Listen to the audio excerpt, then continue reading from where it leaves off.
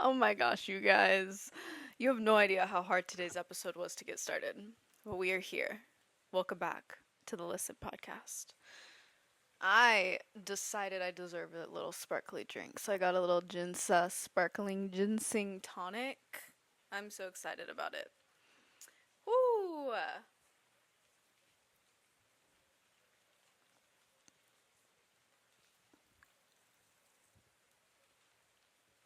It's not gonna work. Okay, let's get in. Today we're gonna talk about channeling, which I know everyone in my community has been literally anticipating this episode. And I am not centered. Let me get in the right position. Okay. I am so excited to go through on this. For those of you that don't know, I put up questionnaires on my Instagram all the time. So follow me on Instagram if you guys aren't following me. It's Freya Ray with two Y's at the end. And, well, technically there's three Y's because there's a Y in my name. And I do questionnaires all the time if you ever have questions. I put them on my stories. I love them. They're so much fun. But I put up a questionnaire asking people to ask me any and all questions that they had about channeling. So this episode is going to be about channeling. For most of you, you guys have met me through channeling. And ever since I started publicly channeling, it has completely changed my life. This is where my entire community has been born from, mostly. The one that feels the most alive to me, at least. I'm going to make sure that I can watch this to ensure that we are recording. But I don't even need this pen. I just have this, itch to touch pens. I wrote down a bunch of questions, so I have a little notebook here today for all the questions that I'm going to be answering about channeling and the questions that anyone that asked. I wrote down all the best questions and I kind of tried to format it in the best way I could for this episode. I'll answer questions about the basics, and then I'll answer questions about my specific abilities, and then I'm going to move into questions about you guys and what channeling, how you can tune into it, okay? So we're going to go ahead and just start. Hi. I hear spirits. They talk to me. I get messages from spirits.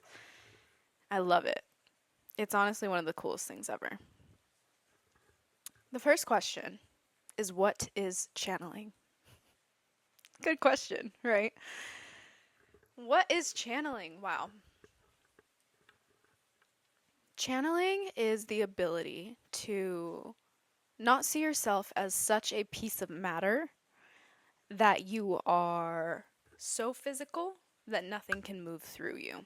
Channeling is the movement of energy going through you. I like to imagine channeling like a river, okay? A river that is not condensed, that is perfectly in flow, where all that water is just going from one place to the next, and the channel is one section of the riverbed where all that water gets to flow through it. It doesn't get caught, it doesn't get stagnant, it flows. And you are the water or the earth bed, right? Where that water gets to flow through. That water is our chi. It's also just our life force energy. So, channeling, in my eyes, is one of the most beautiful and most in tune energies you can have or be in because it really is just you being in flow state.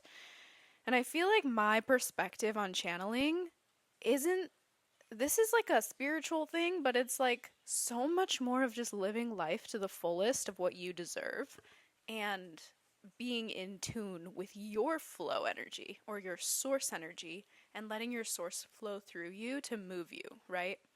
So that's what I experience here. And that's what channeling is to me. Should we Google what channeling is? No, I have too much going on here, you guys. I need to take a breath. Should we start with taking a breath? Absolutely, we should. Okay, let's take a deep breath in through the nose.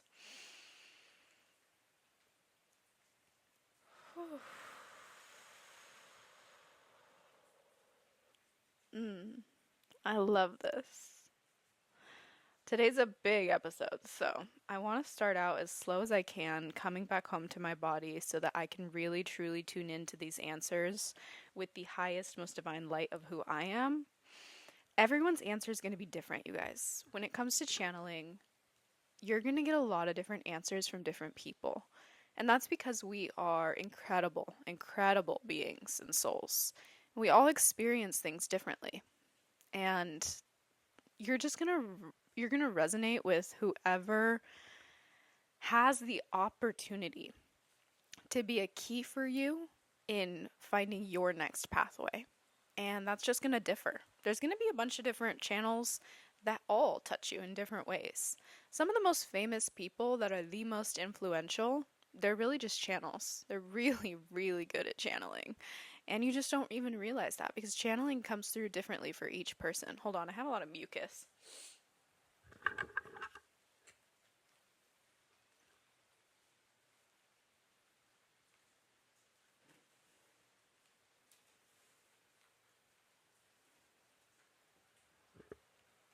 I need my drink to be closer to me. I have to like sit back in my body for this.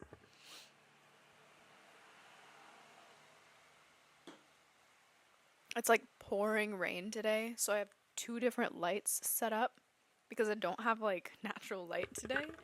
And this is better than the last episode because the last episode we had cloudy, sunny weather. Or the last one that I filmed, which could be whichever one. I have no clue which one that is that got posted. But today, there's like no light that comes into my living room when. Ooh, there are spirits with us here.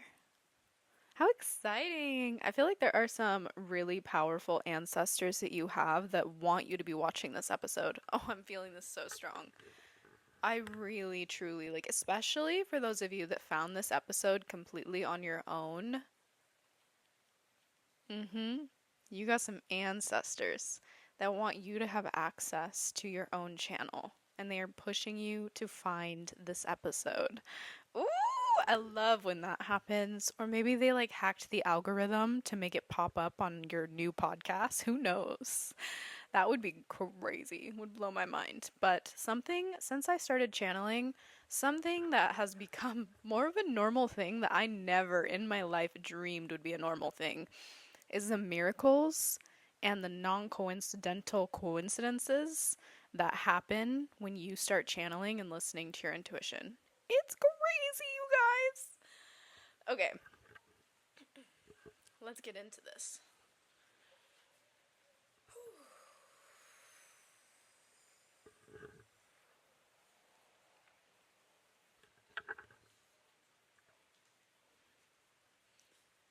I'm gonna sit more comfortable. Okay, what is a tarot reading versus a channel? Such a great question because I promote myself online more so as a tarot reader than I even do as a channel. And the reason being is because I am still developing my abilities to channel. I just opened them up. So whenever I'm sharing this message, I only opened my channeling abilities to the public a year and a half ago at this time, which is kind of absurd. Other than that, I never really channeled before. I just heard messages and didn't even know that it was really channeling. But here we are today, which is really exciting because it's also confirmation that your abilities can come online at any point in your life, and also not to anticipate them and not to be upset if they haven't come on yet. Because they come when you're ready. They don't come when you want them. They show up when you're ready because you've unlocked parts of yourself that are willing to receive the information. And I have some stories and stuff that I'll get into when it comes to this stuff. But let's answer a little bit more of these questions before that story stuff, right? So, what is a tarot reading? Guys, I read the tarot. The tarot is a deck of 78 cards. And here's the thing, I am making a tarot guidebook. So, you will be able to find this tarot guidebook for sale on my website at some point in time. Correct. Yes. Thank you so much, angels. So I will have a detailed breakdown of what the tarot is and how you can connect with the tarot available if you feel inspired or want to dive into the tarot. I'm extremely excited to share this, but I am really just ensuring it's at the highest quality to be able to share with you guys. So it will be available at a time in life. You'll be able to find it through my website. The tarot is different than just channeling because the tarot is used as a communication network. And I explain this in the guidebook. But the tarot is a communication network. I like to refer to it as a language. You know how we speak English, Spanish, French, Portuguese, etc., Japanese, right? All these different languages. And in order to talk to new kinds of people, you learn new languages, right? The tarot is just like that, but it is a language between the living and the spirit side. So it's a way to talk to dead people, it's a way to talk to angels, it's a way to talk to aliens. It's really an opportunity to have a language that is a safe space for you to connect with whoever wants to use that language between the two of you. It's an already figured out language. And when it comes to a tarot reading, for me personally, for some people, they really do just read you the cards as they come out. For me, I only offer intuitive tarot readings, and tarot readings for me are a mix between channeling and the tarot. Most of the time, I try to keep it with just tarot readings for those that I offer when I do offer tarot readings, because I offer them quite scarcely. We all know this.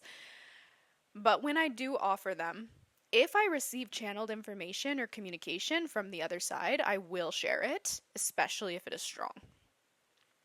A channel is, I like to say, if you have the gift, you can do something called pure channeling. Pure channeling is when you literally tune into your body, and my tarot guidebook will also talk about how I do this. I'm going to keep that for the guidebook, but there is a way to tune your body kind of like a radio station. You are the radio station, and what you're able to do is turn that knob by listening to all the different channels available, because there are so many channels available all the time. You guys, you have no idea. That's why so many channelers are so incredibly different. We all tune ourselves to the frequencies that we want to hear, and also to the frequencies, or the radio stations is an easier way to say this in like casual terms. We turn the radio station of ourselves to the station that we hear the most clearly and that we also want to hear, because you need to feel safe to be able to open a channel. It's one of the major things, okay? And there's a few other things that we'll talk about in this episode, but yeah, feeling safe is so big in order to tune yourself to other networks as well, because you don't know what's going to come through. You know what I mean? It's a very big practice, channeling in and of itself, and also reading the tarot. Both are deep, deep practices of learning to have trust in the unseen. And that is a scary thing. It really stretches your brain. It stretches who you are, and it asks you, can you have faith in what you cannot see? Can you have faith in what you can feel or think is there, but you don't know for sure? Can you have faith that it is light? Can you have faith that it is there to serve you? That anything that is showing up is really assisting you in getting onto your path, whatever that divine path may be. Right? So that is my experience of the difference between the two. When I give a tarot reading, there is quite a bit of channeling because I open all of my centers, which we'll talk about, in order to receive information to share. So sometimes things will come through that aren't even messages. Like, it's very, very rare that I receive messages like from a particular person on the other side, and that's because my mediumship abilities are still opening. They're not at a place where I feel comfortable sharing them yet, so I don't open them to people. But if it's strong, they just come through sometimes, you know?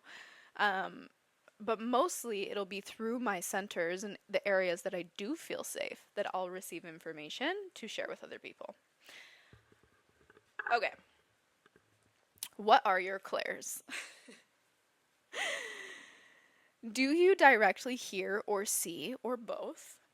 How do you interpret energy? These were a few different questions that I grouped into one because they're kind of all a little bit collective. What are your clairs? So there are like 5 or 6 different clairs.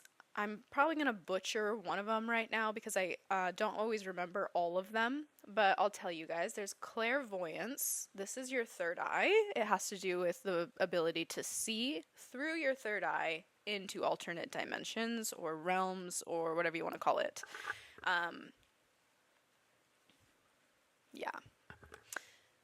There is clairaudience, which is your ability to hear.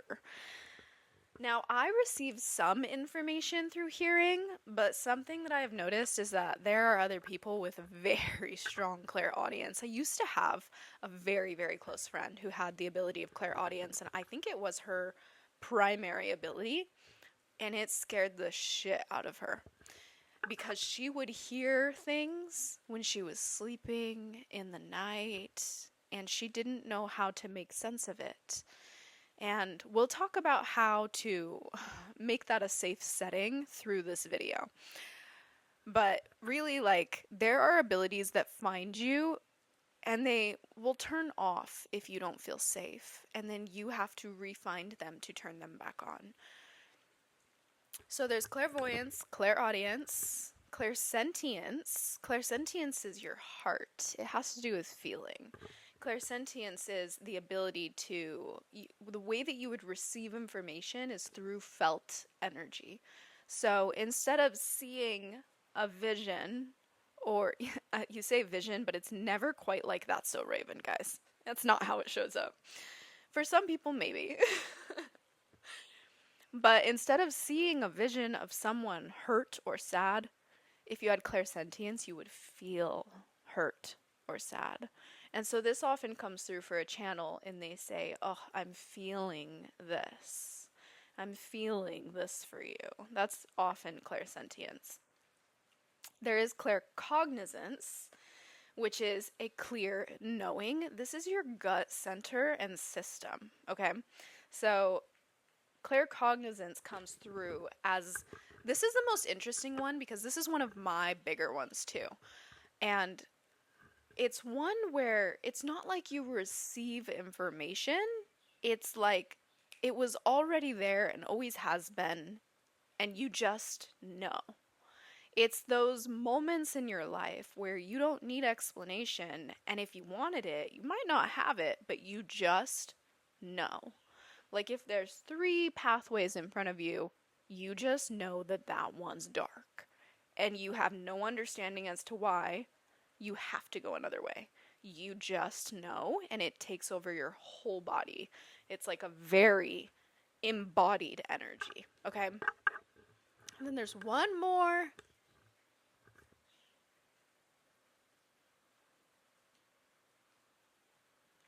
Oh, I can't remember. See, I knew this was going to happen. There's one more, but you guys can look it up if you're interested in the other one. Mine are, I have actually quite a few. Clairvoyance is technically my dominant, and I know this because I took a test when I did a psychic online webinar course with a medium. She had us take this test that she created where you would find out your dominance, which is really interesting because I never thought that clairvoyance was my dominant. I never imagined that, and I'll go into that a little bit as well. But I got clairvoyance as my dominant. I also have clairsentience and claircognizance. Those are my 3. I do receive messages very, very rarely through clairaudience, but it's just not one of my dominants. It's not the way that I experience it. Now, with my 3, right, How do you directly hear or see? Or both? This is something that I think is so incredibly interesting. When I took that psychic course, right? When I took that psychic course, she had a description for me of clairvoyance that I had never heard in my life, which totally gave me a hanged man perspective of psychic abilities. Before that moment, before that course, I knew I had little abilities because I had had an experience before with them and many times, but I never really thought that I had abilities. And this little tiny piece of advice, and sometimes guys, there really is just like one little piece of salt that tips you completely over where you're like, "Oh, I think I've been psychic this entire time." Whoa. And it takes a moment for you to get there. Am I still centered? So, what she said clairvoyance is your dominant. And I was like, I don't understand what you mean. I don't see a spirit doesn't show up in my house like the ghost whisperer. Do you guys remember that show? I loved that show, you guys. I was like, that's not how things are for me. So how do I have clairvoyance? How is that possible? And she said, you know how when you were a little kid, you were told you have an extremely vivid imagination. And I was like, yeah, that's just me. I've always had a vivid imagination. I lived in other worlds. That was just how I existed. She said, not everyone does that. Not everyone sees other worlds. Not everyone has visual representation of other worlds. I was like, so imagination isn't the same for everyone. And she was like, no, there's a reason that particular beings are told that they have vivid imaginations. I was like, okay, cool. I was like, and she goes, well, your imagination is the exact same eye that you're using for your clairvoyance. And I'm just going to deep dive on clairvoyance because this one is the only one I have like a really good description for you guys for. But she was like, when you look through your imagination, you're able to see worlds and build them, correct? And I was like, yeah, I can see a world, I can build it. Let's do an exercise right now. Let's imagine that there's an apple. What color is the apple? It's sitting on a table. What color is the table? Okay, now put the apple in a bowl on the table. See how you're able to build that image in your mind? That's imagination, right? Now she said clairvoyance is the exact same place that you just went to for your imagination, but you don't build the table. You don't build the apple. You don't choose an apple. You sit in the emptiness until something arrives. So for me right now, if I take away everything that was there and I tune into my third eye and I sit in a room, what do I see? A white horse, a unicorn, a rainbow, a key, wind, but wind like the emoji. It looks like wind, but it's an animation. That's clairvoyance. So that ends up becoming your network of how you communicate to people. So depending on what your Clair is, and Clair, oh, I have this description written in my book, but I can't remember. It's a French word for abilities of sight or extra ability of receptivity. It's very cool. You guys should look it up. But hold on. Let me get a little sip.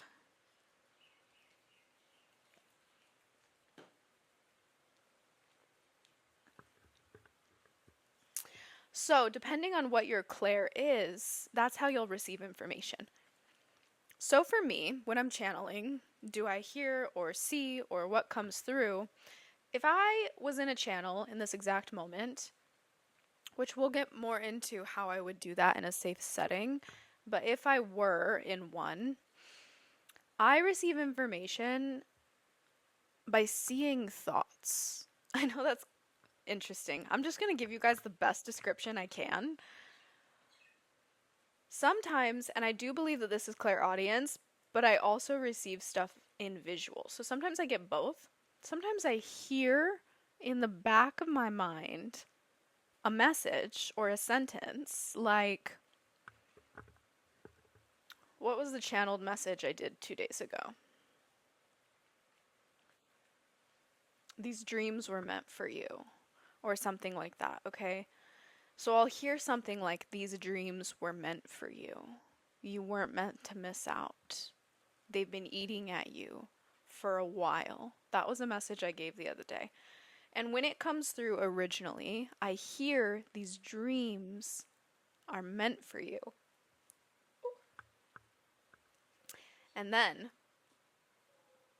I'm burping this sparkly drink. And then I tune into my third eye and I'll receive information when I'm hearing the message. At the same time, I'll get little bits of images.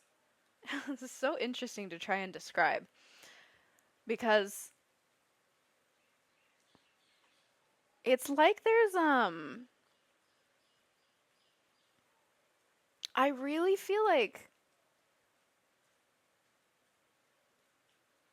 it takes a lot of practice because you have to learn how to interpret all the information at once. Because, well, for me, it comes through in so many different ways, all at the exact same time. So sometimes there will be like 3 or 4 messages all around, and at the same time, I might feel something, or I might have a knowing that something is happening for someone. And you really have to see all of this like became available for me after I started doing a lot of hypnosis and meditation, you guys. And this is so much of what this is about, right? This podcast is about listening. Hello, chicken. And so really my ability stemmed from a childhood where I had to become hyper aware of everything that was happening all the time. And by doing that, I taught myself to get quiet and listen. Then, when I started meditating, getting quiet was easy. And once I was quiet and in a state of being able to listen, it was easier to piece all the information together. You kind of become an energy between the vessel or the body that you are, all the information. You're an in-between string and you link it together to tell a story. It's just like telling stories, but you're receiving information which spirits and energies on the other side are giving to you in order to reach a specific person to assist them on their path, or in order to, you don't even have to be like a channel that's like giving messages. It could be like your friend needs advice one evening and suddenly you have the advice, you know. That can be channeled energy too. Most of the time, I feel like personally, so many people are channeling and they just have no idea that they're doing it. And one of the easiest ways that I recognize that that comes through for people is when someone asks you for advice. Because if it's someone close to you, how quickly do you have an answer? So fast that you don't even sit to think about it. That's information that you're receiving as well. And a lot of wisdom just like vomits out of us in those moments, right? Okay, let's ask the next question. Do you ever get overwhelmed? Not so much anymore. I get more overwhelmed when I am touching the opportunity of every single timeline that I have than I ever do when I'm channeling energy. To be honest, channeling, this is why it's been such an incredible, beautiful experience for me because it's something that I've had my whole life that I never knew was channeling before. And it's like a safe space I go to. Again, like I said, as I became hyper aware as a child, I found this safety in the silence, in becoming the listener. And so channeling for me, it's not overwhelming, it's just so natural. And it feels explorative and exciting because I've spent my whole life in these imaginary realms that I never knew were also likely places that exist beyond this specific living time, right? That's a whole freaking rabbit hole. Let's let's do the next question. I always get so uncomfortable and then I have to like move all around. I gotta move this. Because if I accidentally hit that, we would lose static, or it would become static. Okay.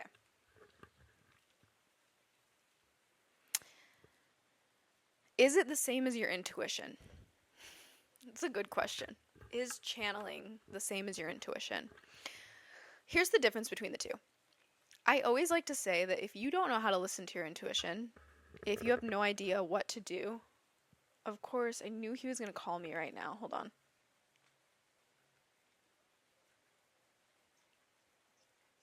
Hello. Can I? I'm amazing. Can I call you back in like 30 minutes?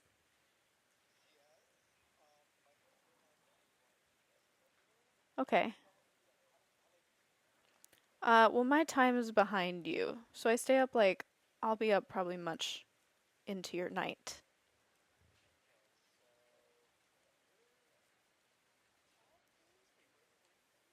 Hawaii?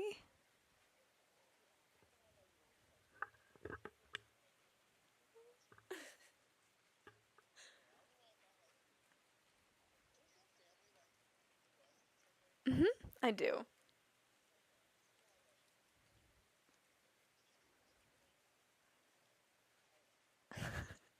I will tell you all about it. I am mid recording a podcast and I would.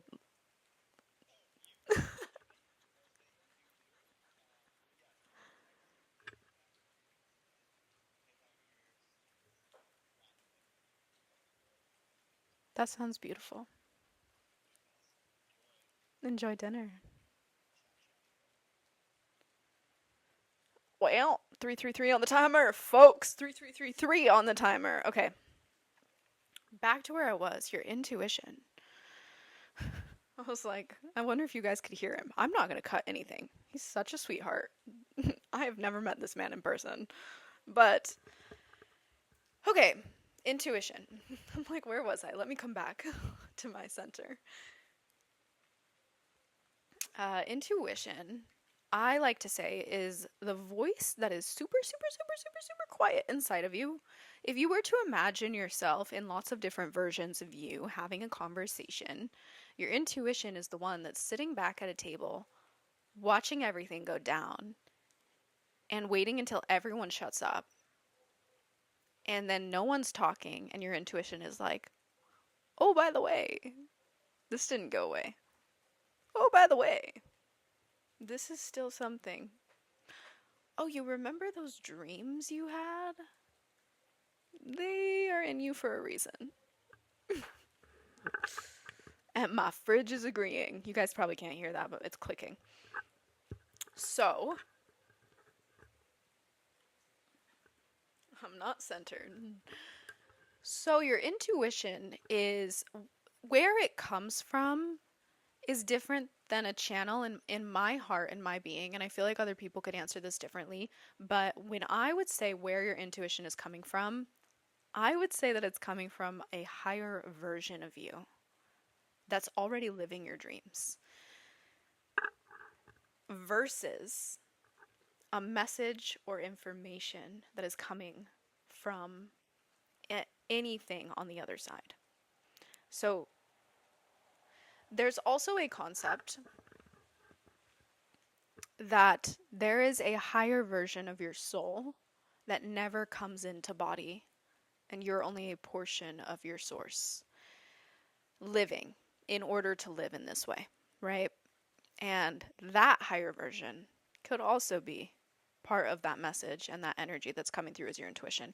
So it's a little bit of a mix of a lot of things, but I personally feel that your intuition is speaking directly to you and is from a higher version of you that is already living those dreams, right?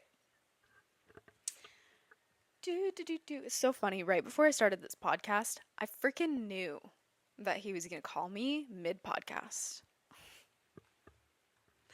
I was like, I'm going to start this and this is going to happen. And it's just going to be a part of this episode. I shouldn't even be shocked anymore when I just know things are going to happen.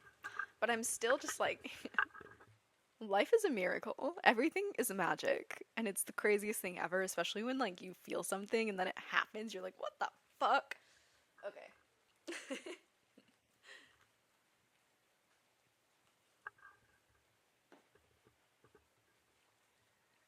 How long have you been psychic? When did it begin? So,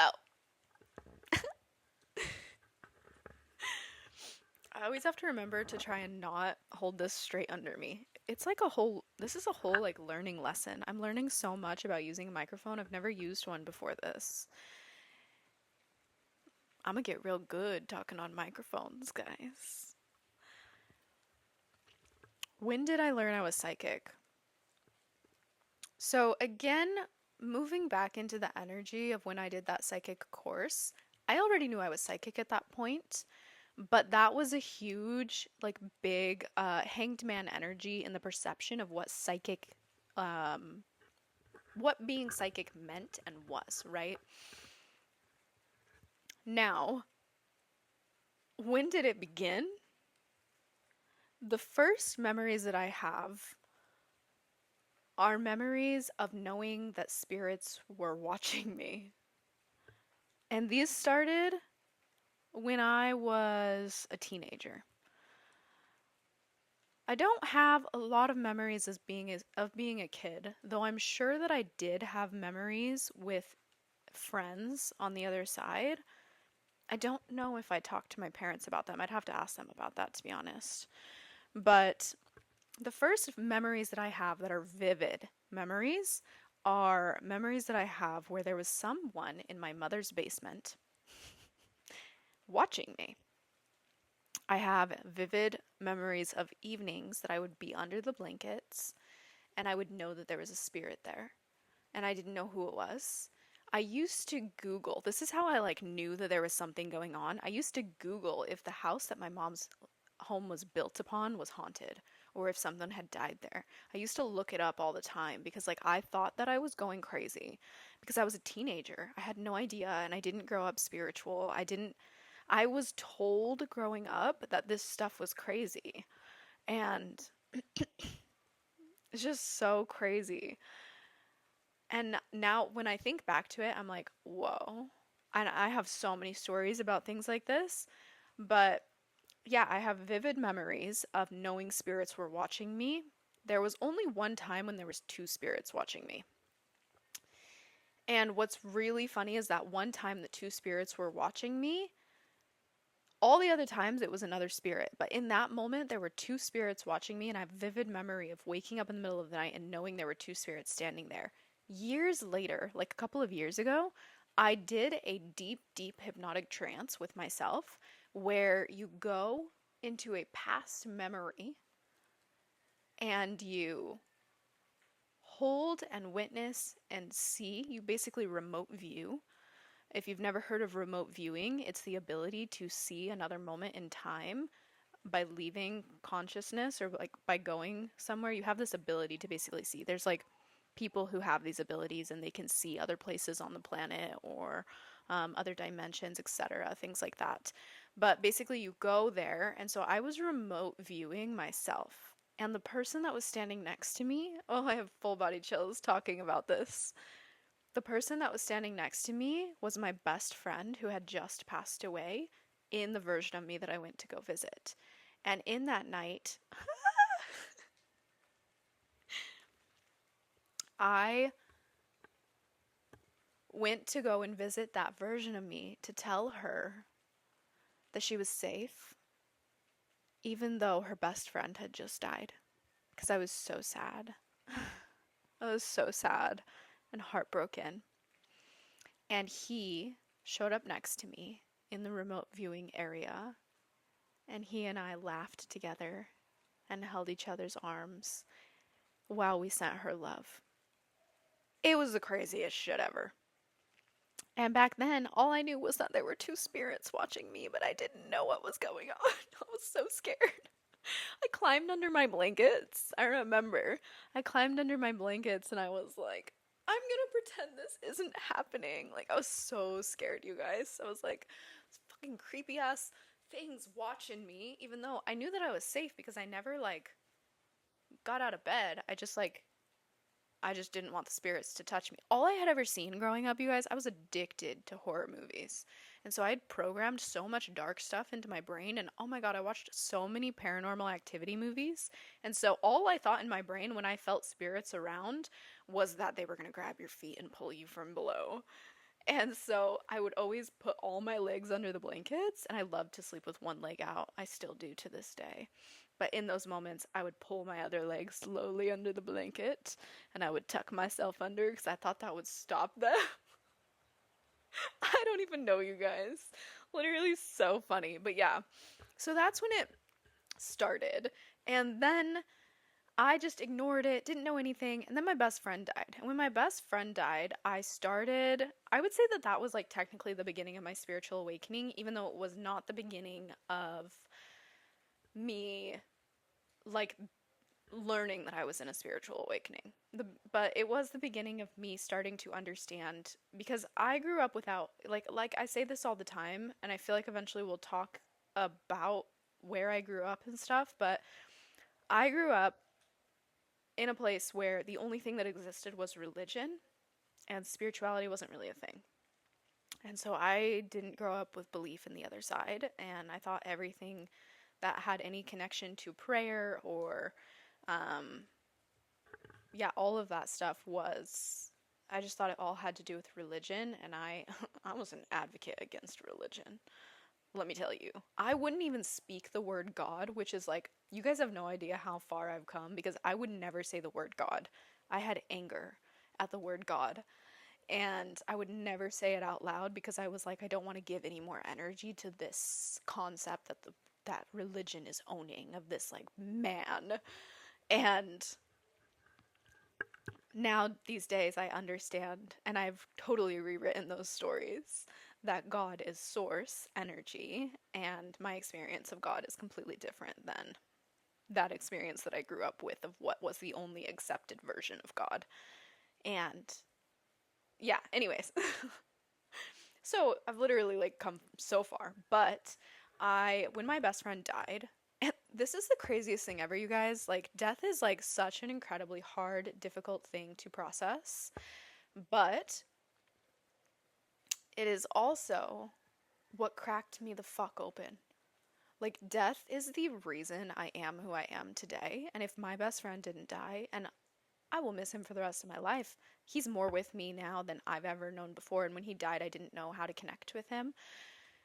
But his death, is the reason that I am here, happy, alive. And there's so much about that. I could do a whole episode on his death. But it's just like such a crazy thing to think that who I am today has so much to do with his crossing over. Seriously. I'm like burping up a storm right now. Hold on.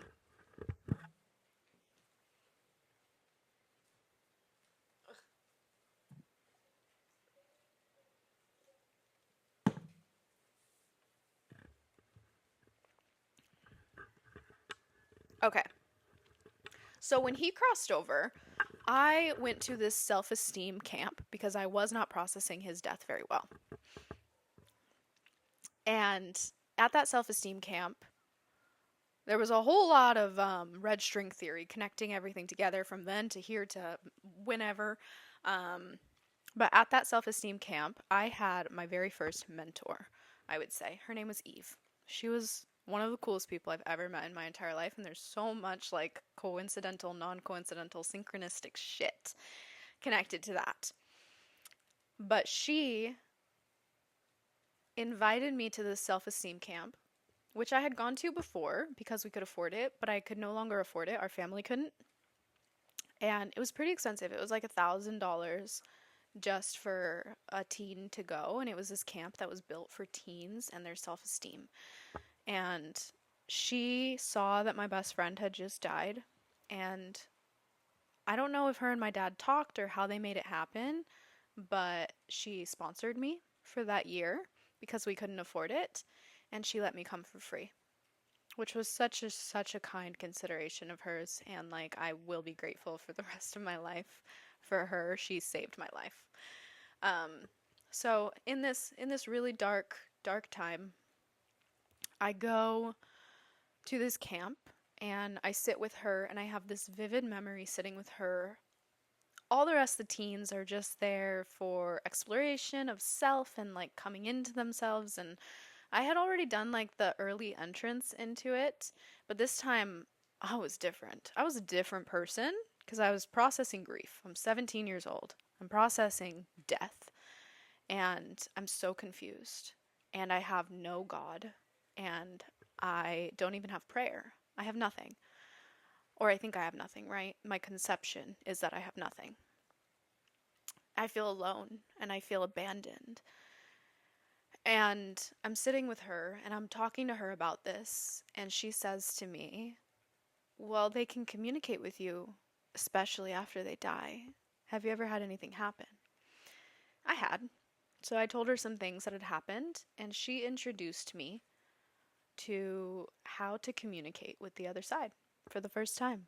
So literally everything came from my best friend crossing, because without him crossing, I never would have taken the time to learn that there was another side where spirits exist and can still communicate with you. So that's the beginning of me learning how to pray. That's the beginning of me having someone to pray to, because I never prayed to a god because I didn't believe in one. I started praying to my best friend who had crossed over, and that's where everything started changing in my life. Things started to unfold, even though they were crazy for the first few years. Move forward in time. I end up living in Hawaii, which you guys heard me say earlier. And I'm in this big community of people. And we're all kind of dispersing. We were really close for a while, and then we're dispersing. And so I'm living in this house with my other friend, who's the clairaudient friend, super psychic. And I always thought she was way more psychic than I was. But during this time, we had, it was right after COVID. And so it was we had cracked ourselves open um, in ways that we probably shouldn't have touched, but we did. We cracked our vessels open, okay? And I had opened all of my upper chakras in this time in such a way that I was seeing spirits everywhere. All of a sudden, like, and we lived in this old house that was on a swampland that I think spirits just lived there. They loved it. We used to wake up all the time in the middle of the night, and she would say spirits were talking to her, and I would see them through my clairvoyance standing in the yards.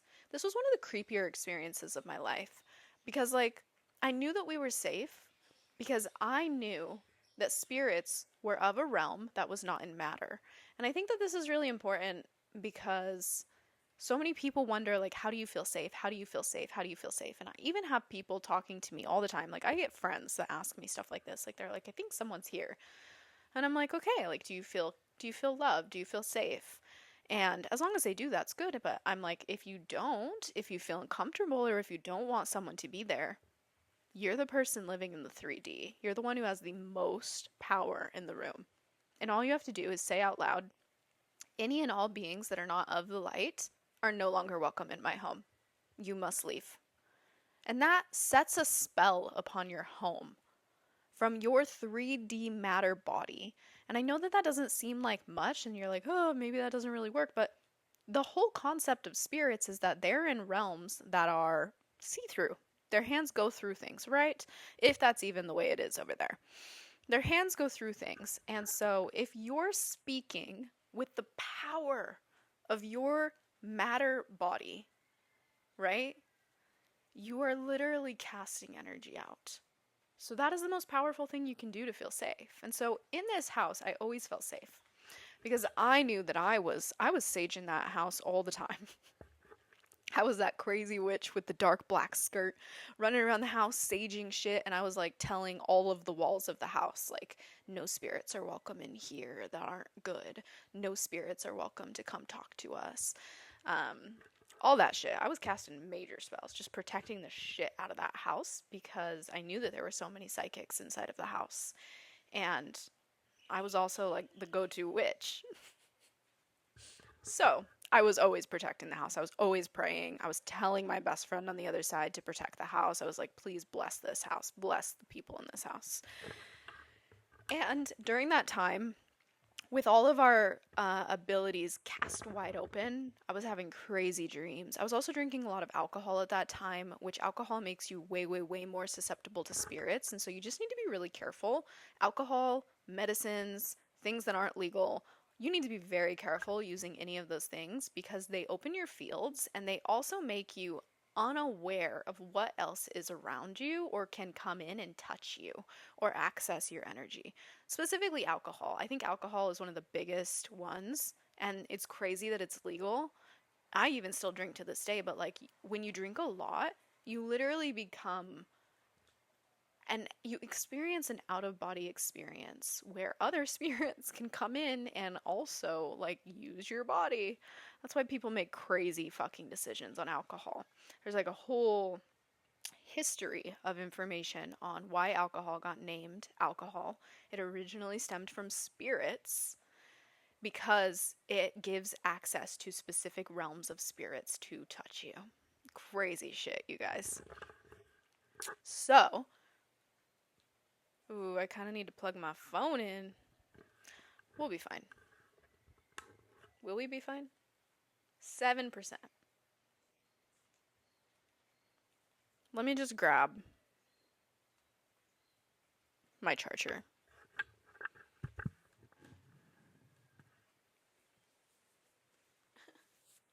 The whole setup.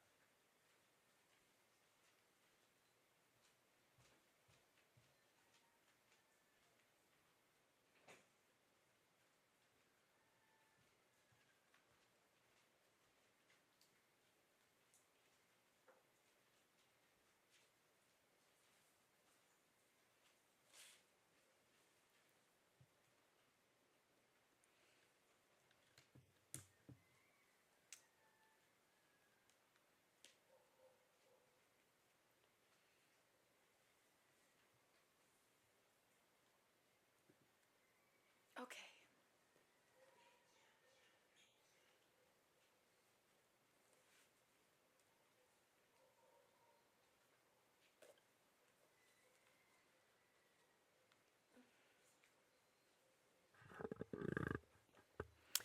So, at this point, I have all of my abilities cracked wide open. I'm seeing all these things. I'm starting to get scared. Um, I held my shit together for a while, but I started to get so freaked out that I ended up closing them. And this happens unintentionally when you open your spirit or you open your chakras from the top up or the top down. You should never ever do that. You should be working with your lower chakras first in order to open yourself to ever receiving information. Because if you go from the top up, if you're just opening your fields and you don't know how to protect yourself, you don't know how to center and ground yourself, then you're going to be susceptible. You're going to feel scared. You're not going to feel like you have safe grounding. Like your feet are in the ground. You're going to feel like wobbly. And that's what happened to me. So when I first started opening all of my stuff, I got so scared that I unintentionally kind of like shocked my system and shut it all off. And I didn't really receive any information or know that spirits were with me for the next like 2 years until I started working on healing from my chakras from the bottom up. So, let's see. I think I had a question here about that. Yeah, how do you know you can trust your spirits or who's speaking? We'll just keep going through this. But yeah, so I shut it all off. And then when I started healing, they started to more naturally open from a safe setting. And so I really just want this message to get across so strongly. Like, if your abilities haven't opened yet, it's because you still have some work to do in your lower chakras. And if you want to open your abilities, that's my recommendation of what to do. You should start working with your chakras, starting with the root, then the sacral, and then the solar plexus. Once you hit the solar plexus, your abilities are going to start turning on. But you have to move through what you hold in your sacral and your root, because that has everything to do with your safety in the world and how to root into the world. Usually, when you start working with your root chakra, you'll start to recognize that there are things, like you can just look it up, like how to work with your root. There's so many different practices. It's literally like an endless field of knowledge out there. There's so much for you to access. But yeah, so that's my number one recommendation. If you want to access your psychic abilities, you need to start from the root, because otherwise you're susceptible to other stuff. And that's not what I would recommend for you. So, that's how I found out. So I guess I've like always really had the gifts, but I was just really scared of them for a long time because I didn't grow up feeling safe. And feeling safe is so important for you. It's like the worst place to have this because it just falls off my knee.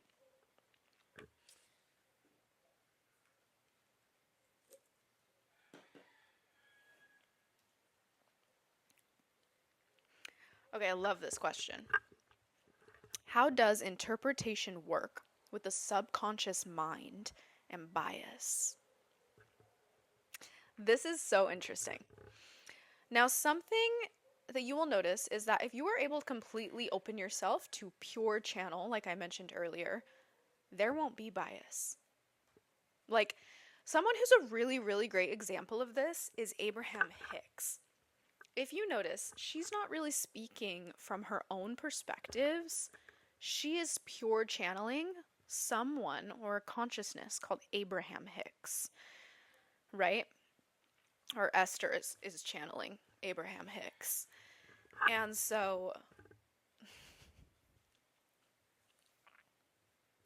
there's not going to be bias or her subconscious mind that comes in unless it's requested of Abraham for that information to come through to connect with someone. So, I'm burping up a storm. How do you navigate it with your own subconscious and your bias? So, for example, the way that I channel, I don't always pure channel. It's like pretty rare. And I could tell you, I could like watch back channels and tell you if I was pure channeling or not. 90% of the time when I'm channeling, I am channeling using my bias to reach as many souls as I can that deserve the messages that are coming from that bias. And I don't know if very many channels do this. I couldn't speak on behalf of others. But when I channel, I often am shown and given the opportunity to look at my perspectives or things that felt a specific way or that have bias as an opening point to pull a message in for someone. So my angels know that I use that as like a segue, as a bridge. And so when I receive messages, sometimes they will start out with bias, or they will start out with someone is so jealous of you, right?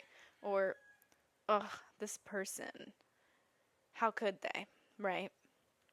This comes from a bias or even a subconscious pattern of us believing that others are responsible, right? But it draws in the reader because it's the energy that they're trying to process at the time. And then I receive the channeled energy later on through the message. Sometimes I'll get messages that are a little bit more clear, sometimes they come through bias. But the thing is that I say, in my experience, sometimes the messages that have a little bias are actually reaching a large mass of beings that are living because all these beings are trying to understand their own experience here on Earth. And we live in bias. We live with subconscious patterns. And the only way to recognize them is to have them come up to the surface. So often, I will incorporate it because I feel like everything is valid. All your bias is valid. And your subconscious programming is also valid. Can it be reprogrammed? Absolutely. But it's valid even as is. And the messages really, they really stand for that. And it's beautiful. And I think it's so important for everyone to feel like there's a message that exists for them, which is why there's so many channels too, right? Okay. What kind of physical sensations do you receive? I receive a lot of feelings, but I also receive something that I have learned over time, and I think that you have to practice when you channel. You just kind of have to like put yourself out there. It's just one of those things. But I'll receive information, like sometimes I'll get weird pains in certain areas through my clairsentience, and that is part of the channeled energy or the message to reach someone in particular. So, for example, often, or I just did one yesterday where I got all this like tightness and swelling in the throat, and I received a message for someone who was really going through, it's not even just a throat awakening, but more so an activation of a clearing for new ways to tell stories in their throat, right? Kind of like what this podcast is. So it really just is dependent on what comes through. I'll get like pains in my hips sometimes in the middle of a channel, or I'll get like an ache in the back and it'll tell me more information. Again, like what I referenced earlier, right? Oh, shoot. We lost the camera for a sec. Sorry. I'm trying to be so good about it. Um, so, sometimes I will receive information through little pains or stabs or things in certain areas of my body because the angels like to come through and they like to be like, oh, maybe you should get your kidneys checked, you know? And just like have little tiny messages that come through like that. So sometimes I'll get like a pain in the middle of a channel in my right hip, and I'll be talking about a partnership, and I'll know that that means that there's some kind of a hint towards a masculine energy or a heaviness on the masculine because the right side of your body is the masculine. And really, you just have to like reference all the information you know at once, right? And put it together. So I get a pain in the hip. Hips are connected to the base of the skeleton. The base of the skeleton, or if you get your knees, are connected to foundation. The hips are also connected to your sacral and your root chakra. So there's something that is being, too much pressure is being put on the masculine energy, whether that's, there's no gender, right? Ever when you're channeling, it's just energy. So whether it's, however it's showing up in the world, it's this masculine energy that's showing up. And that energy is feeling pressurized, or it is feeling pain, or it is over exercising itself. It kind of comes through in like lots of different ways, but it could be like over exercising itself because there is lack of masculine in the way that that vessel wants there to be more. Okay, so it just like depends on like what comes through in the channel or what comes through in the cards, and reading into the other energies that come through. Like I've had them in the back of my heart before, and I always know that that's like a backstabbing heart wound. And it depends on which side it comes through for. So my clairsentience and my empathy, this is like a big segue into my empathy. I'm a very, very empathetic person, but it's my clairsentience, right? Like when I'm with people, if they have a bodily ill, sometimes I will feel it when I'm with them. And I also receive a lot of emotions through my empathy of people who swallow or pretend their emotions are not happening. When they do that is where I've noticed that my empathy kicks up a notch. Basically, to be like, hey, are you feeling okay? Are you good? So that they can sit with it, right? I'm I am just like spirit's tool to bring things to the surface. And a lot of channels are. Many people who are super empathetic or channel or XYZ have abilities in certain ways. They are often used by spirit to bring people back into their knowing and their awareness of their body, and that can be painful sometimes. It can also be extremely triggering. So there are a lot of channels who trigger people with all of their knowledge and all of the information that comes through. And that's just because some people aren't ready to sit with their own truths yet. And that's just their own journey. It's their own journey, their own choice, and they get to choose how to move forward with it. When you're a channel, you're not responsible for anyone else. You are simply responsible for yourself and what feels alive for you, and if that's sharing the message, beautiful. If not, never share a message. It's your experience. Okay, is it random or do you have to open a channel? When you open a channel, if you don't close it, it can be random for as long as the channel's open. When I took that psychic class, I was taught how to open a channel because she taught us how to open, because it was a psychic and mediumship class, so we were also learning how to speak to spirits that were dead. That's just so crazy. But yeah, so she taught us how to open, and I'm going to tell you guys how to do that in this message, because why not? But I think there's another question that talks about that.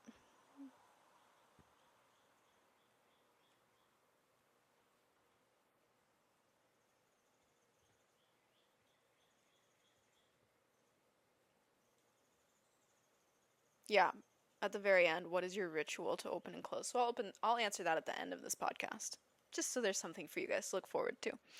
Okay. If you open and close your channels, it's only when you're open. Otherwise, you're not open to receiving information. Why do you share your gifts? I don't. Someone questioned this and said that they don't share their gifts. You don't have to share your gifts. And I kind of touched on this, but it's not a requirement. I share my gifts because I feel called to share my gifts and it brings me joy to share my gifts. And I hear intuitively, like when it started, I got the most powerful energy coming through me saying, why am I not the one doing this? I should be doing this. Like it's time. It just felt like my knowing. It felt like it's time to start sharing this. And I just started doing it so seamlessly. I, from one day to the next, I became a channel, like publicly. Oh no. Okay. Thanks for your patience. The chip filled up and also the battery was dying, so good thing we stopped and took a little breaky poo. Um, where was I though? Oh, I think I already answered that question. Yeah, share your gifts if you want to. Otherwise, don't. Okay, how do you tap in and separate your thoughts, feelings, and words from what is being channeled? If you're asking this question, you should be meditating more. I think before... Hold on.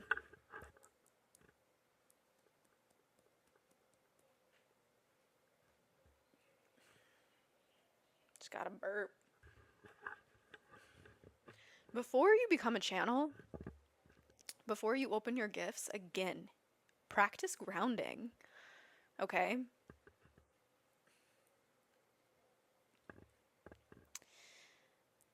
And meditate. Like, how much time do you spend with yourself? Spend more.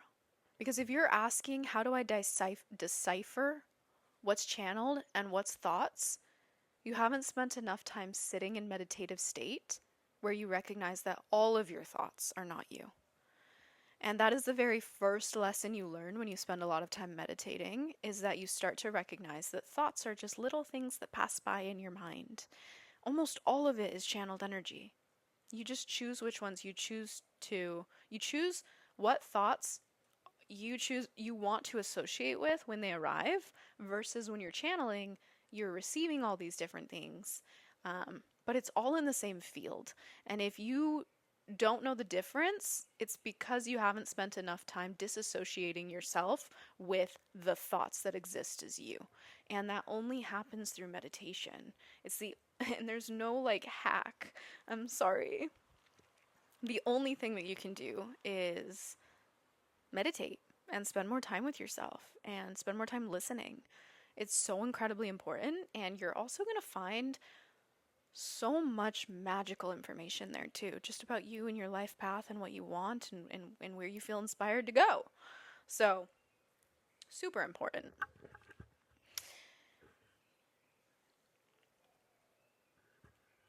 How do you know you can trust your spirits and who's speaking?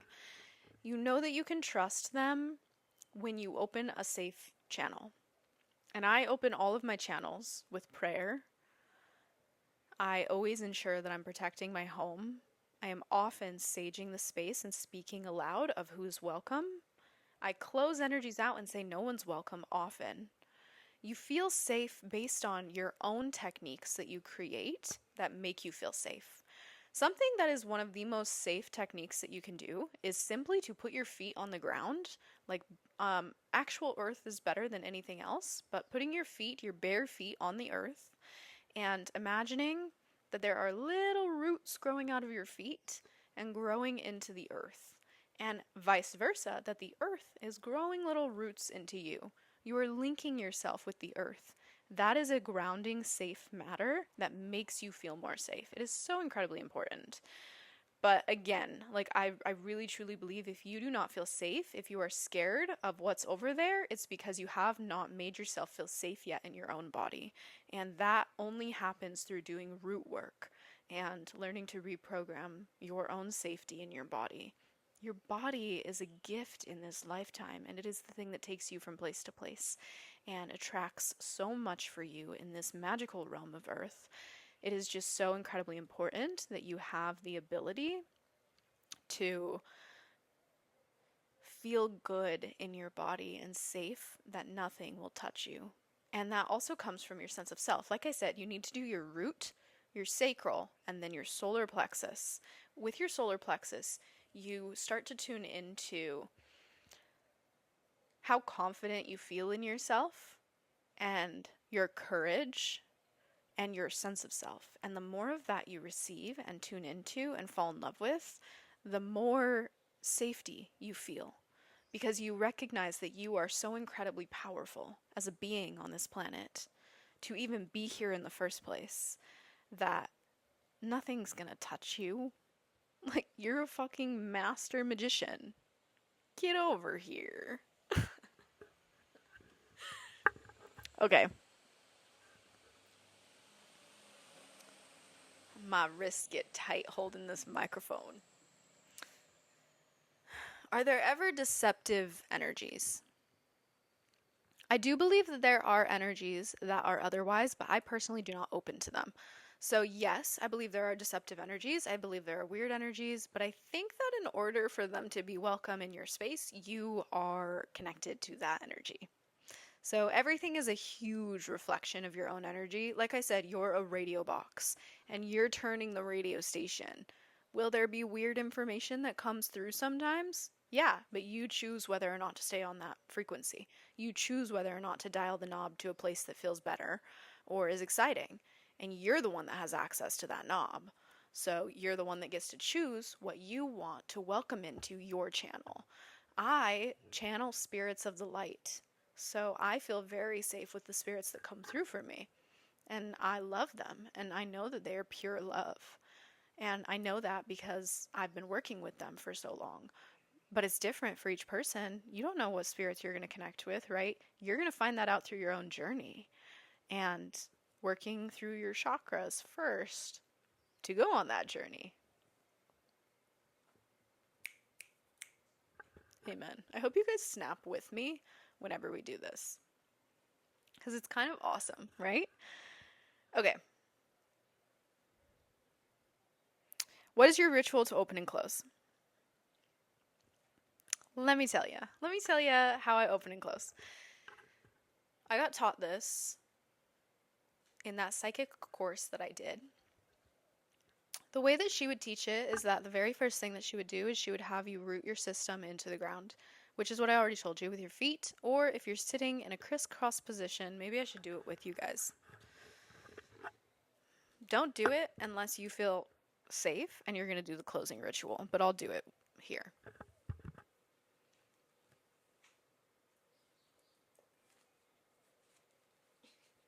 Skirts, man. What the hell? Okay.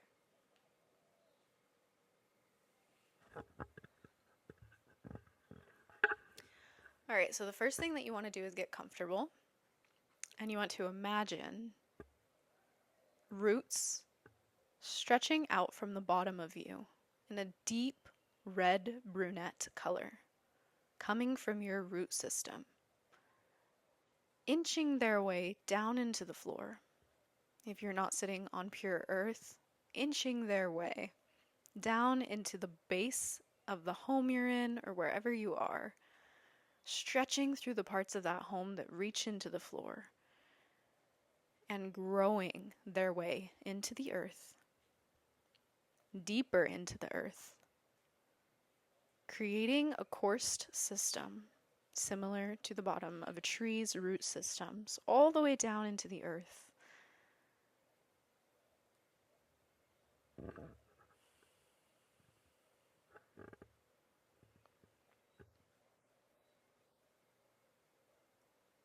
And allowing this root system to feed the earth's energy from the bottom of your body up into your system, breathing this light energy through the bottom, up your legs, through your hips, your stomach, your solar plexus, your heart, out into your arms, your hands, your throat chakra, up into your head, brightening into your third eye, and moving all the way up to the tip of your head, entering and mixing with the crown energy, this light frequency radiating through your whole entire body and system, cleansing your field and opening yourself as a light channel. Now, the next thing that you would do is move through each of the chakras. The way that I was explained and what works best for me might not be what works best for you. But you will imagine first your root chakra. Your root chakra is red. Okay? You're going to imagine a little red ball of glowing light. I like one of the best descriptions. I don't know if everyone will be able to relate with this, but you know those fireworks that you play with as a kid? The little ones that you flip and then you throw them into the street and then it goes bzzz and it buzzes into a little tiny circle, like a ball, like dancing around. That's what you want to imagine. A spinning ball of light. Okay, and you're the one that turns it on. So it's just a ball of glowing light until you spin it, right? So you start with your root. You imagine it glowing. You imagine the color, so it's red. And then you spin it.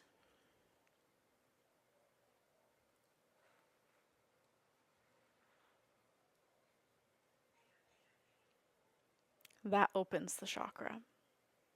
Depending, for me, when I open these chakras, I used to open them really big, and then I would be exhausted because I opened my fields so densely. I don't do that so much anymore. I keep them in my body, and I just have them spin in my body, but you can choose what feels comfortable for you. If you don't close your chakras after we do this, you're going to be so tired. it's going to be exhausting. Trust me. So you want to close them after this, and I'll get to that. Next is your sacral. Okay, you're going to take your sacral energy. You're going to imagine an orange glowing ball of light. Your sacral is where your womb would be, or in that same area for a man, but without the womb, obviously. You're going to take that glowing orange ball of light and spin it.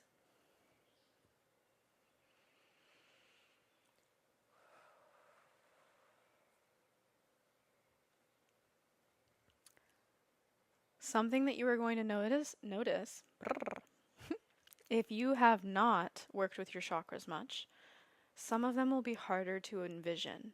Some of them will be harder to open and spin. That is a huge sign that you have some things to move through and clear out of that chakra.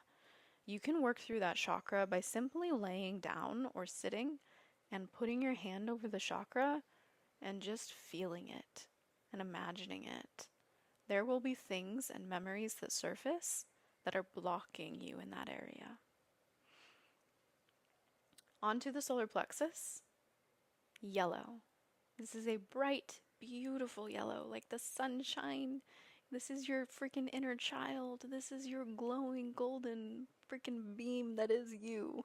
Okay, imagine a golden, glowing ball right here on your ribs. Yeah, you guys can see me, okay? Imagine it glowing and spin it.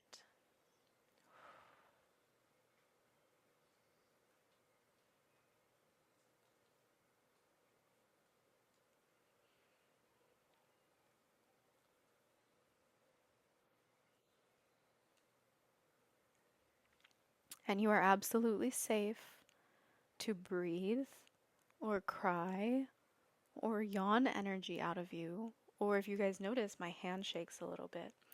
When I open my channels, any stagnant energy that has been existing within them, my thing is that my arm will shake and release the energy. Everyone has a different thing.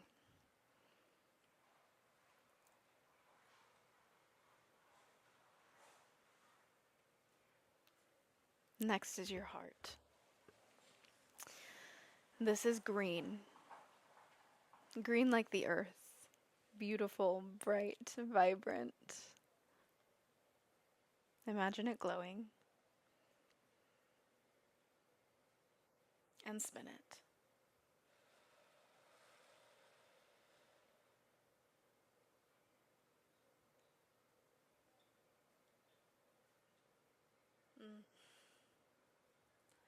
You may even feel sensations when you're opening some of these, or feel nauseous, or feel things in your body, and it's because opening your chakras opens you up to what is being held in your body. Sometimes things need to be released, and the greatest way that I have found that is the easiest and most simple is to just breathe into it and breathe it out.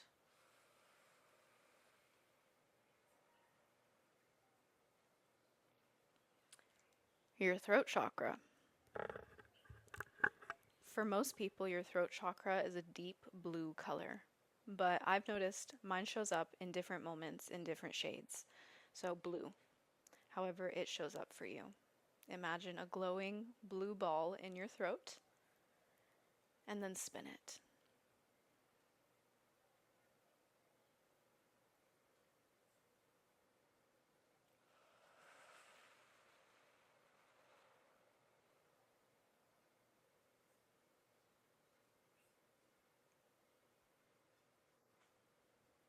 Also, guys, don't do this when you're driving. Okay? Unless you're a very advanced channel. Alright, our last one is going to be your third eye. Your third eye is right between your two eyes and up just a little bit. You're going to imagine indigo or a purple, deep purplish glowy color. Imagine it glowing, and then you're going to open it. When I imagine my third eye, instead of spinning it, I see my third eye open. And my eye, instead of blue, is literally purple.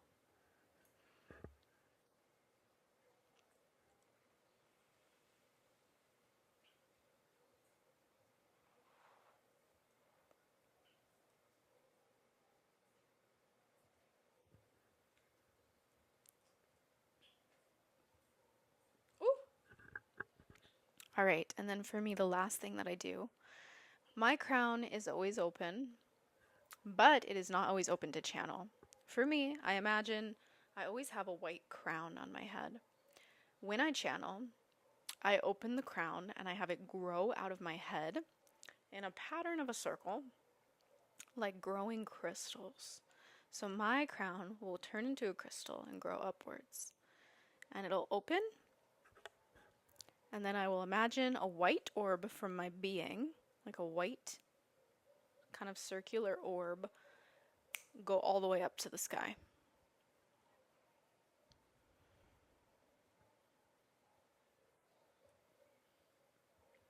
And that creates an open channel for me.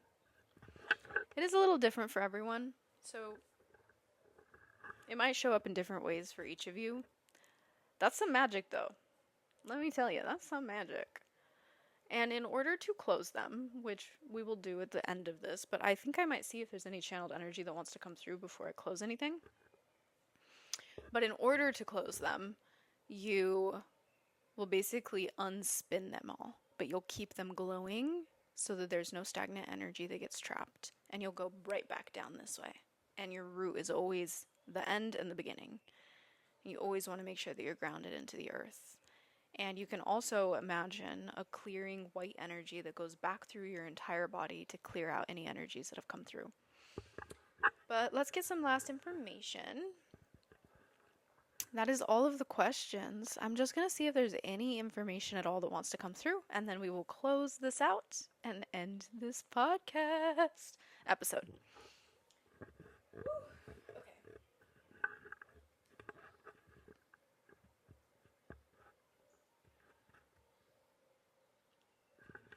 When I open to channels, I always start with a prayer. I say, at this time, I am open to receive any and all messages for the highest good of all and harm to none.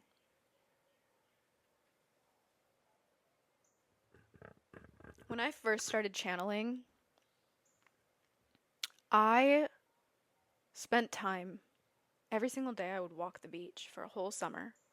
I know it's crazy because I didn't know how to hear anything at first. I knew how to open, I knew how to have stuff, but I didn't know how to read. I didn't know how to receive. And I realized that the reason I didn't know how to receive information is because I didn't feel safe receiving. I would never receive anything from anyone. I wouldn't let someone give something to me. I wouldn't say thank you. I would say, "Oh my God, no, you don't have to." I wouldn't say, "Oh, I received this. I appreciate this. Thank you." And so I practiced every single day. I would walk the beach. You don't have to walk the beach, but this is what I did. Every single day I would walk the beach, and I would walk up and down the beach, and I would not do anything except repeat in a repetitive pattern, I receive, I receive, I receive, I receive, I receive, I receive. And then I would use the tapping method as I was walking.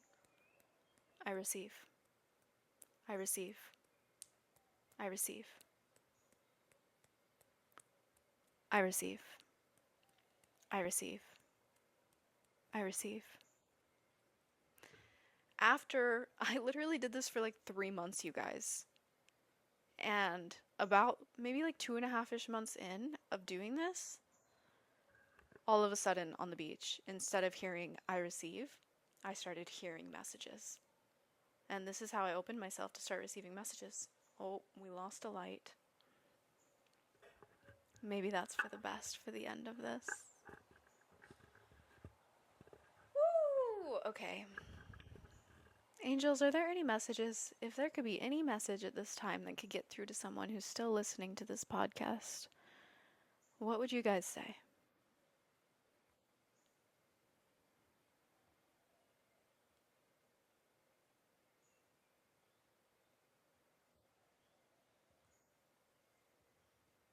The fog is clearing. There is magic before the fog. There is a knowing that you have inside of you. There is an understanding. There is an access to a well of knowledge that you have no idea sits inside of you. And the fog is clearing now for you to access that well. They're showing me rain. Rain could be significant. They're also showing me the way that fog turns into rain. They're showing me that you have access to this, and you always have. You've always had access to this knowledge, but you've never allowed it to pour into you before. And this is the beginning. If this message or this energy has found you, it is because you are starting a journey that I cannot even put into words of how magical it is going to be for you. You're listening, not to just this podcast or anything that I have shared with you today, but you're willing to listen to more. You're opening your heart and your mind and your eyes to the unseen and to the unknown. And that unknown is about to show you miracles and magic and how special this world is. You have no idea how special this world is. But this is the beginning of you opening to allowing this world to show you the magic, the beauty, and the unknown messages and information that could possibly come through you. I feel like there is so much information that has been waiting to pour through you and into you that you have wanted. There's a reason you're here right now. There's a reason that you have felt inspired to listen to this entire podcast. It's because there's a deeper understanding inside of you that knows that there is more for you to touch. There's more for you to be here for. There's more for you to exist and listen to, right? And this is just the very beginning of that. You're already safe, and you already deserve to be here. This is the part where it starts to get fun. This is the part where you start to get to see miracles just like everyone else has your whole life. But now you're going to witness them. And it's going to start with synchronicities. It's going to start with little things that somehow link together that you didn't know were going to exist. It's going to start with little things that one person says this or one person says this, or you see a sign 10 times over. It's little tiny things to begin with. And then you're going to witness miracles after miracles. And you're going to believe and see worlds and magic that younger you never could have possibly comprehended. And it's going to be so special. They're just clapping. They're so excited for you, you have no idea. All of your angels. They're also telling me that for some of you, you've had this weight in your shoulders, this heaviness of all your dreams and not knowing what to do and not knowing how to make it happen. And they're saying that that heaviness is about to release through this knowledge and through this practice that you're having of learning to listen and learning to follow what comes up for you when you listen. And they want me to remind you, no one else's truth has to be yours. You get to define your own experience, and you get to choose what excites you and how you want to play in this playground, in this field of life. So no matter what anyone says as you're on this journey, just remember that you're creating this space and this safety to come back to yourself, because you're the person who gets to define the pathway and the journey that you're on. And it gets to be special, and no one else gets to decide that but you. And that weight will lift. That weight in your shoulders, that heaviness, the pressure of all the things that you've had in life, all the concepts of what you were meant to do or be or whatever it showed up for as or in your life. They're saying it will lift the more you listen. It'll lift and you'll start to just have fun and feel joy and excitement. That's all. I love it. Okay, I'm going to close myself down, but I love you guys. This has been such a special message. I have been so excited to talk about these things for so long, and you guys know that. And I'm just so, so honored that you guys hold me in this space and give me the opportunity to be here with you. So, thank you, thank you, thank you, thank you for being here and listening to this episode. And I will see you guys in the next one.